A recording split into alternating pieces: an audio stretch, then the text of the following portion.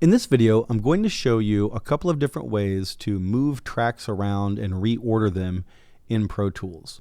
So here I have my mix window. If you want to toggle back and forth between your mix and edit window, remember the key command is command equals. And either way, you have the track headers in both windows. The track headers are here with the title in the edit window. In the mix window, they're at the bottom. And you can drag the tracks around by clicking on the track headers and moving them. But there is a problem to address. First, all of the tracks are selected, so I can't drag one. So the way I'm going to get around this is to command click on one of the tracks, and that deselects it. And then I will click on that track to select it and deselect all the others. It's kind of a complicated thing, but you get used to it. And now I'm going to reorder these tracks in a more standard way. Now there's no laws about mixing. There's no mixing police that are going to arrest you if you order your tracks in a different way. But the main thing is that you have a consistent way of doing it so that your drums are always in the same place in all of your sessions. Your vocals are always in the same place in all your sessions. And bonus points if other mixing engineers and producers can make sense of your scheme. Okay, so if you do things in a totally unusual way, other people might have a hard time working on your sessions. And so if you want to have maximum compatibility, here's one way to do it. So a lot of people put drums on the left in the mix window, and that's what I'm going to do. Kick in and kick out. Snare bottom. I'm actually going to put my snare top in first. I prefer that. Hi-hat. The toms. And I'm going to shift click to select a range. I'm going to move these down next to my hi-hat.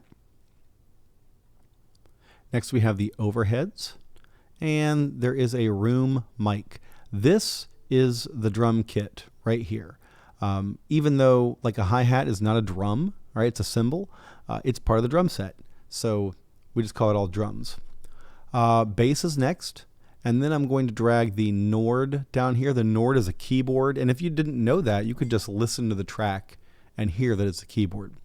Now next we have this Guitar 57 and Guitar 121. And if I flip over to the edit window and look at these, you can see that this is the same music. It's basically the same waves. I mean, they look a little bit different because they're different microphones.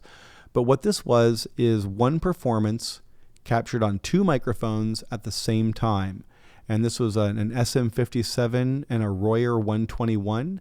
And so we're just going to keep those together on this side of the Nord.